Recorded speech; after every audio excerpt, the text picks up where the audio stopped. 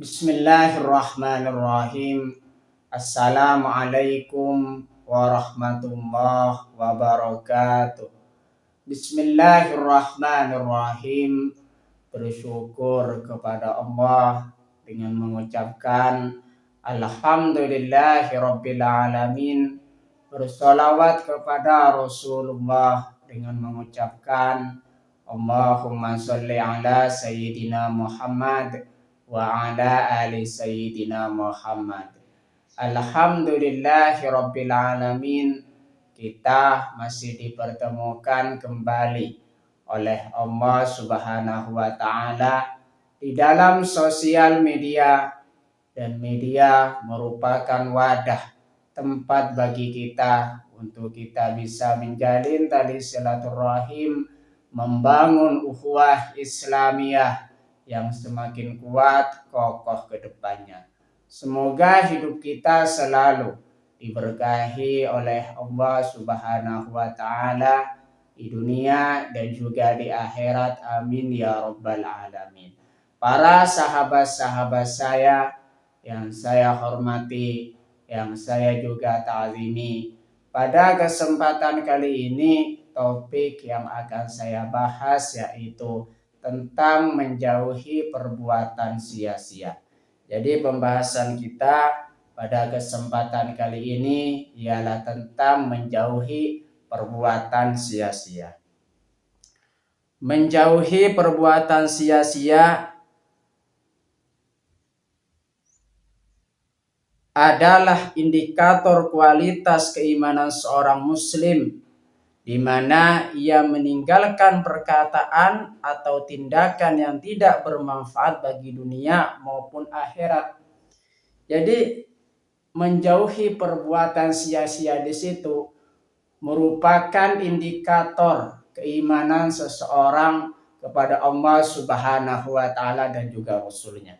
Makanya di situ jikalau seseorang beriman kepada Allah Subhanahu wa taala dan juga Rasulnya, tentunya di situ mereka selalu memperhatikan apa yang telah diperbuatnya di dunia sehingga bisa dibawa atau dipertanggungjawabkan di akhirat nanti. Makanya di situ menjauhi perbuatan sia-sia di mana ia meninggalkan perkataan atau perbuatan yang tidak bermanfaat bagi dunia maupun akhirat. Hal ini sesuai dengan Quran surah Al-Mu'minun ayat 3 dan hadis Nabi yang menekankan pentingnya meninggalkan hal yang tidak bermanfaat untuk meraih ketakwaan dan ridha Allah Subhanahu wa taala. Artinya di sini Allah Subhanahu wa taala sudah memerintahkan kepada kita agar supaya kita meninggalkan suatu perbuatan yang sia-sia. Dan juga Rasulullah Shallallahu alaihi wasallam di situ pernah bersabda di sini, pentingnya meninggalkan hal yang tidak bermanfaat untuk meraih ketakwaan dan ridha Allah Subhanahu wa taala. Berikut adalah poin-poin materi terkait menjauhi perbuatan sia-sia. Definisi dan konsep perbuatan sia-sia. Pengertian dari perbuatan sia-sia di sini segala aktivitas atau perkataan yang tidak mengandung zikrullah, tidak membawa maslahat dan tidak berfaedah. Artinya yang dimaksud dengan perbuatan sia-sia di sini suatu perbuatan yang tidak mengandung zikrullah. Suatu perbuatan di situ tidak untuk mengingat Allah Subhanahu wa taala, tidak sama sekali mengandung untuk mengingat Allah Subhanahu wa taala. Makanya di situ suatu perbuatan yang tidak mengandung untuk mengingat kepada Allah Subhanahu wa taala termasuk perbuatan sia-sia. Dan juga perbuatan sia-sia di sini tidak membawa maslahat, tidak membawa kebaikan bagi dirinya ataupun orang lain. Termasuk di sini juga perbuatan yang sia-sia. Perbuatan sia-sia juga di sini suatu perbuatan yang tidak berfaedah, tidak memberikan manfaat kepada orang lain ataupun dirinya sendiri. Makanya di sini pengertian dari atau definisi dari perbuatan sia-sia, suatu perbuatan atau perkataan yang tidak mengandung zikrullah, tidak bermanfaat dan juga tidak berfaedah. Itu definisi dari perbuatan yang sia-sia. Bagaimana ciri-ciri dari perbuatan sia-sia? Senda gurau berlebihan. Artinya kita senantiasa jangan pernah bersenda gurau secara berlebihan. Makanya di situ kita senantiasa mengontrol atau mengendalikan perkataan kita dan juga mengontrol perbuatan kita agar perbuatan kita di situ tidak mengandung senda gurau yang berlebihan. Ciri-ciri dari perbuatan yang sia-sia di sini, permainan, obrolan kosong, ghibah, atau perbuatan yang melalaikan dari ketaatan kita kepada Allah Subhanahu wa taala. Artinya di sini sesuatu yang dimaksud dengan perbuatan sia-sia, senda gurau yang berlebihan, permainan, obrolan kosong. Sesuatu yang kita obrolkan di situ tidak memiliki manfaat atau tidak memiliki faedah baik di situ untuk dirinya ataupun orang lain. Atau juga di situ melakukan ghibah, menggunjing dan membicarakan keburukan orang lain di situ termasuk juga kepada ghibah, dan ghibah di situ merupakan perbuatan yang sia-sia atau perbuatan yang melalaikan dari ketaatan kita kepada Allah Subhanahu wa taala. Itu ciri-ciri dari perbuatan sia-sia. Bahaya dari perbuatan yang sia-sia di sini dapat menghilangkan pahala ibadah. Artinya seseorang yang melakukan perbuatan sia-sia di situ bisa mengurangi atau menghilangkan ibadah kita yang sudah kita lakukan. Karena di situ di dalamnya kalau seseorang sudah tidak bisa mengendalikan atau mengontrol perkataannya sehingga di situ berbicara hal-hal yang tidak bermanfaat, hal-hal yang tidak berfaedah, tentunya di situ akan mengurangi pahala ibadah mereka. Salah satu contohnya menggunjing atau membicarakan keburukan orang lain. Makanya di situ bisa mengurangi terhadap ibadah kita, pahala ibadah kita kepada Allah Subhanahu wa taala. Bahaya dari perbuatan sia-sia mengeraskan hati. Karena di dalamnya di situ terdapat senda gurau yang berlebihan.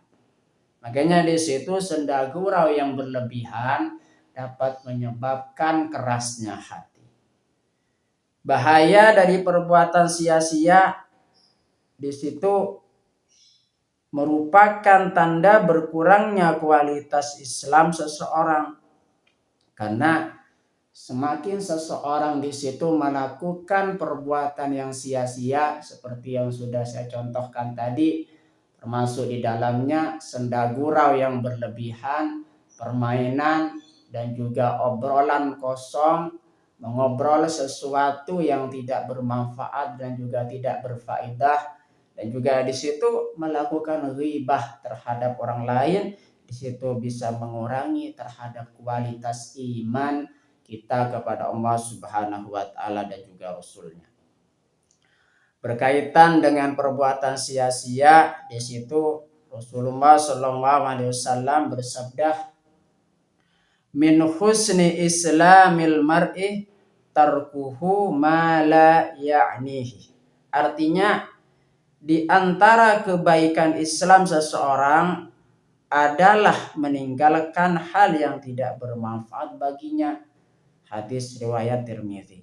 Artinya di situ kebaikan Islam seseorang di situ terwujud dari dia meninggalkan hal yang tidak bermanfaat baginya, atau juga meninggalkan hal yang tidak bermanfaat bagi orang lain. Makanya wujud dari keimanan seseorang, wujud dari kebaikan Islam seseorang di situ dilihat dari mereka meninggalkan hal yang tidak bermanfaat. Artinya kita senantiasa menjauhi atau meninggalkan suatu perbuatan yang tidak bermanfaat baik untuk diri kita ataupun orang lain. Allah Subhanahu wa taala berfirman di dalam Al-Qur'an, Quran surah Al-Mu'minun ayat 3, A'udzubillahi minasyaitonir rajim. Bismillahirrahmanirrahim. Walladzina hum 'anil lagwi mu'ridun. Artinya orang-orang yang meninggalkan perbuatan dan perkataan yang tidak berguna. Makanya di situ mereka yang senantiasa meninggalkan perbuatan atau perkataan yang tidak berguna di situ, mereka termasuk orang-orang yang beruntung nantinya. Karena sejatinya mereka sudah bisa mengontrol diri mereka baik dari segi perbuatan ataupun perkataan. Sehingga di situ yang dilakukan oleh orang tersebut merupakan hal yang bermanfaat bagi sesama dan juga untuk dirinya sendiri. Itulah dasar hukum dari kita senantiasa menjauhi atau meninggalkan perbuatan yang sia-sia. Berkaitan dengan menjauhi perbuatan sia-sia, cara menjauhi perbuatan sia-sia yang pertama di situ meluruskan niat. Berniat melakukan segala sesuatu sebagai ibadah agar lelah menjadi berkah.